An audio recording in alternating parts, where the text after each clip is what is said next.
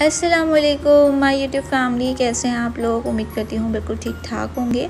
Chicken यखनी पुलाव की recipe आज मैं लेकर आई हूँ। वैसे तो आप लोगों को चिकन यखनी पुलाव आता होगा बनाना, लेकिन ये बहुत ही सिंपल, बहुत ही मज़ेदार और घर के मसालों में बनने वाला बहुत ही मज़ेदार और झटपट रेसिपी है पुलाव की।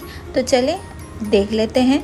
यहाँ मैंने ले लिया है ऑयल में मैंने ऐड कर दी है प्याज जो कि स्लाइस है, और कुछ खड़ा गरम मसाला मैं इसमें ऐड कर दूंगी।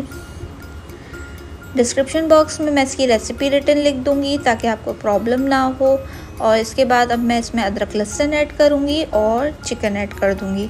चिकन मैंने किस तरह बॉईल करी थी ये भी मैं डिस्क्रिप्शन बॉक्स में ऐड कर दूंगी, वो आप वहां से जाके देख सकते हैं।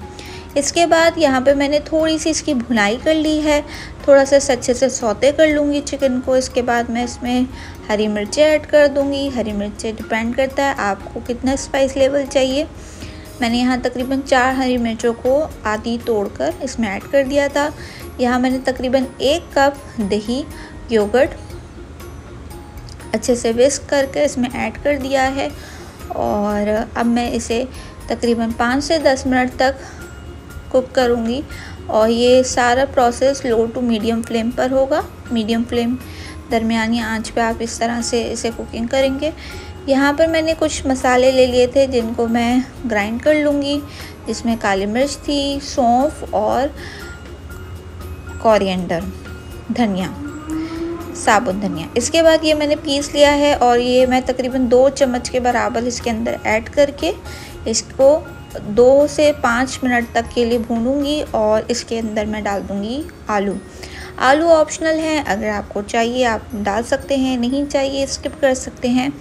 और इसके बाद मैंने चिकन जिस वाटर में बॉईल करी थी वो मैंने वाटर संभाल के रखा था, इसे ब्रुद भी कहते हैं, वो मैंने इसके अंदर ऐड कर दिया है।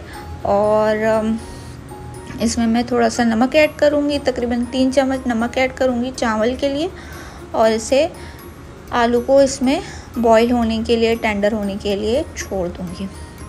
15 मिनट के बाद मेरा बिल्कुल तैयार थे, आलू टेंडर हो चुके थे। और यहाँ मैं चावल ऐड कर दूँगी। चावल के साथ साथ अगर मुझे पानी की ज़रूरत होगी तो मैंने जो अखनी संभाल कर चिकन के रखी है वही मैं इसमें ऐड करूँगी। और थोड़ा सा बॉईल आ जाए इसके बाद हम इसे सिमर करेंगे। इसके साथ साथ मैंने इसके साथ बनाई थी एक मज़ेदार सा रायता। यहाँ मैंने ले ली है दही में डाल दिया है हरा धनिया, हरी मिर्चें, और ये 2 तकरीबन लहसुन के क्लोव्स हैं।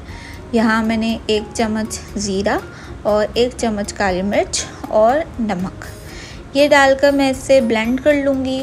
बहुत ही मज़ेदार और बहुत ही ठंडा होता है, ये आप ज़रूर ट्राई कीजिएगा।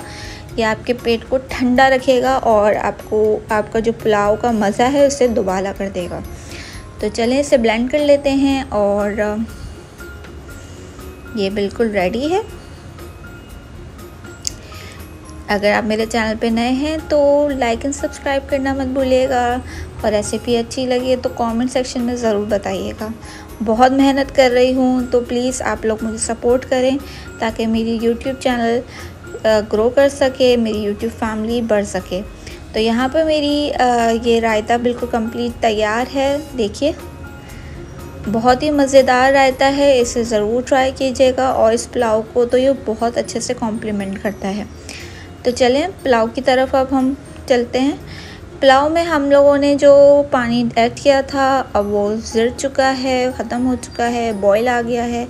अब हम सिमर करने रख देंगे। और 10 मिनट के बाद ये कितने खूबसूरत खिलकर चावल आए हैं। और इसमें मैं वही मसाला जो मैंने ग्राइंड किया था वो मैं इस पर ऐड कर दूंगी। और यहाँ पे मैंने क्रश फ्राइड ऑनियंस ऐड कर दी हैं। तो चलें ये रेसिपी ट्राई कीजिए, मुझे ज़रूर बताइएगा कमेंट सेक्शन में आपको ये रेसिपी कैसी लगी। होप ये इजी रेसिपी है, घर में मसाले ना हो तो घर के ही मसालों से बहुत ही अच्छा, बहुत ही मज़ेदार पुलाव बन सकता है। तो अपना बहुत ज़्यादा ख्याल रखिएगा। अल्लाह हाफ़िज़ एंड फ़ी अमान अल्लाह।